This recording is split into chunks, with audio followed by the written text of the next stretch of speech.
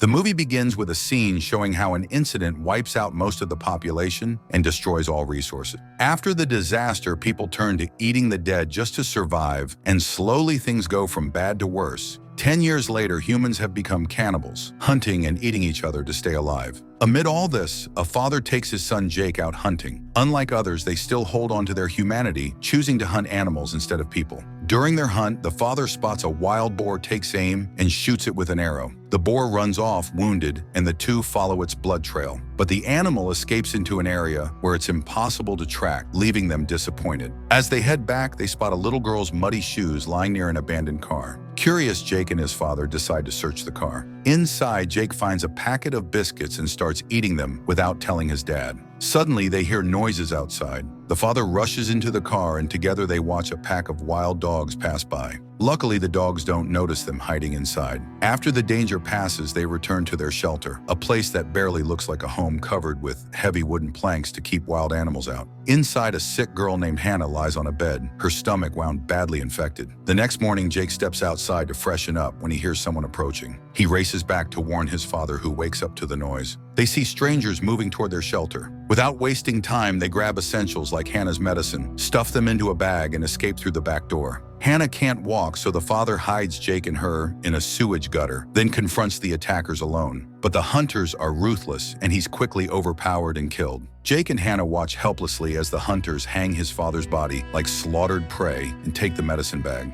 After the hunters leave, Jake notices a cookies wrapper on the ground, the same one from the car. He realizes the whole thing was a trap. Guilt crashes over him. If he'd told his dad about the cookies, maybe they'd have avoided this. Now his family is shattered. He takes Hannah back to their shelter only to find it wrecked. Hannah's infection has worsened from hiding in the gutter, and she collapses with a high fever. Jake knows she'll die without medicine now in the hunter's hands. Determined, he leaves supplies and water by her bed, boards up the shelter to keep animals out, and sets off in just a t-shirt and short, the only clothes he has left, to track the hunters. He ties rags around his feet for warmth, praying Hannah stays safe and doesn't try to follow. Jake tries to follow his father's blood trail to track down the hunters, but the freezing cold wind outside is so harsh that he gives up. He curls up on the ground, shivering. Suddenly, he spots a small boy nearby who lives in a warehouse with his grandpa. Seeing the boy feels like a flicker of hope, so Jake starts chasing him. But the boy panics when he notices Jake following him, runs back inside, slams the door shut, and hides with his grandpa.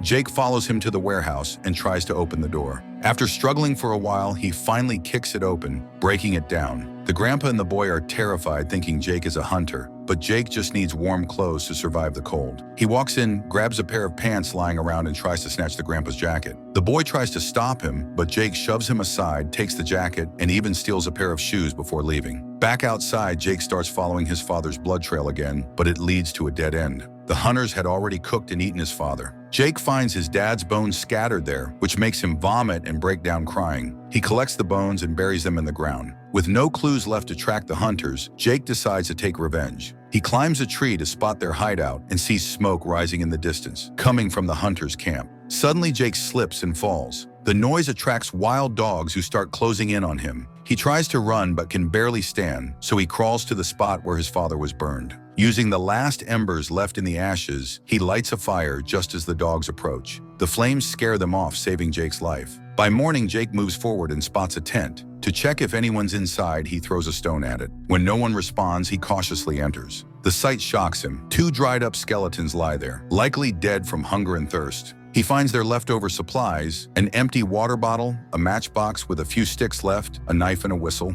Jake takes everything and leaves. Outside, he sees the same boy again, probably out searching for food. The boy runs away in fear. Jake then heads to the hunter's camp but finds it empty. They're out hunting. Only the hunter's wife is there. Jake sneaks up behind her with a large rock. The hunters had set up a rope with bells around their camp to alert them of intruders, but Jake carefully avoids tripping it. Inside, Jake searches through bags but can't find Hannah's medicine. Suddenly, the huntress sneaks up behind him with an axe. Jake spots her in a mirror and fights back, but she overpowers him. In desperation, he smashes a rock into her head, killing her instantly. He frantically cleans up the blood and hides her body, worried the hunters will return. While doing this, he finds a water bottle and keeps it. He hasn't had a drink in days. Still searching for the medicine, Jake hears the hunters returning. He knows if they find the huntress's body, he'll be in even bigger trouble, and Hannah will never get her medicine. Panicking, he keeps looking, but time's running out. Jake hides behind a tree with the dead body. Meanwhile, his axe falls to the ground nearby. From behind the tree, he watches as the hunters return with the same little boy he'd seen earlier, now captured and about to be cooked. But Jake doesn't care about the boy. He barely knows him. All he wants is Hannah's medicine, which one of the hunters, a straggler, is now using for his own infected wound. The straggler tosses the medicine into an outdoor crate. Their leader walks toward the tree, but Jake stays perfectly quiet and hidden, avoiding detection. Suddenly, the hunter's lieutenant finds Jake's axe, and the group spreads out, realizing someone's nearby. While they search, Jake seizes his chance. He covers the body with dry leaves, crawls toward the crate, and passes a donkey cart filled with human bones. By then, only the straggler remains outside, and he soon goes inside. Jake sneaks over to free the tied-up boy, but the kid screams in fear, alerting the straggler. By the time the straggler rushes out, the boy escapes, and Jake slips away unnoticed. Jake reaches the crate, but it's locked. He can't break it open or carry it. He's just a kid. Hearing the hunters return, he hides under a trailer. The hunters rage over the boy's escape and blame the straggler. In his fury, the leader kills the straggler. He then notices dirt on the crate's lock, realizing it's been tampered with. To make things worse, the hunters find the dead huntress's body. Jake worries they'll eat her, but instead they perform funeral rites. During this, Jake spots the crate's key hanging around the leader's neck. The hunters go inside after burning the huntress's body, but the leader stays behind, boiling with anger. Meanwhile, Hannah's condition worsens. The water Jake left her is gone, and survival feels impossible. At dawn, Jake crawls into the trailer, lights a match from the tent supplies, and spots the leader. Using his knife, he carefully cuts the key from the leader's neck. He unlocks the crate, finding preserved food, and finally grabbing the medicine. He locks the crate again to buy time, but forgets about the bell alarm. As he runs, his foot hits the rope, ringing the bells and waking the hunters. They chase him, but the leader limps behind. Jake barely escapes, stumbling back to the warehouse where the boy and Grandpa lived, only to find the boy missing and the grandpa eaten by wild dogs. Guilt washes over Jake. If he hadn't broken into the warehouse, the dogs might have never gotten in. As he moves on, the hunters catch up. One swings an axe at Jake's head, knocking him out. When he wakes, they're preparing to cook him. Spotting a knife nearby, Jake tries to reach it, but the leader kicks it away and burns Jake's father's photo. Desperate, Jake grabs the knife, blows the whistle, and attracts a pack of wild dogs, his last hope for survival. Seeing the dogs, the hunters ditch Jake and bolt to save their own skins. Meanwhile, Jake manages to cut the rope, binding his hands with the knife, and quickly hides to avoid the dogs. On the other side, a hunter named Lover can't run fast because of an injured leg. The leader, who also has trouble walking, intentionally injures Lover's leg further, leaving him for the dogs to eat while the leader escapes. Now only 3 hunters remain in their group: the leader, the lieutenant, and Charger. They return to where they'd left Jake, but he's already gone. The lieutenant spots bloodstains and follows them straight to Jake, but this is all part of Jake's trap. A fight breaks out between them and Jake stabs the lieutenant to death. He then swaps his jacket with the lieutenant's to trick Charger, who falls for it, and Jake kills him too.